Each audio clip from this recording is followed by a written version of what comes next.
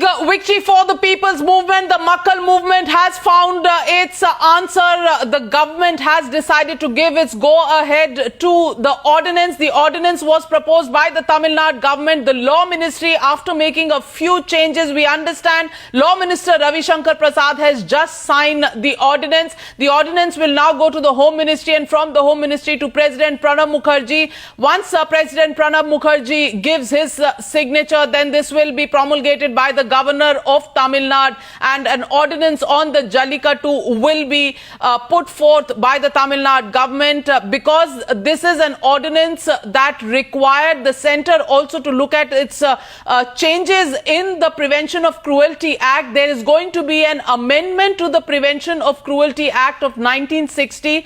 This is exactly what we are getting to learn from our sources in the Law Ministry. The Prevention of Cruelty to Animals Act is going to be amended, and these amendments will look at finding some more guidelines and framework to uphold the traditional sport Jallikattu of Tamil Nadu. That's the decision that has been taken by the government. The Law Minister Ravi Shankar Prasad, we understand, has just signed the ordinance that was proposed by the Tamil Nadu government. This ordinance will now go across to the Home Ministry before it makes its way finally to Rashtrapati Bhavan, to the President for his final signature.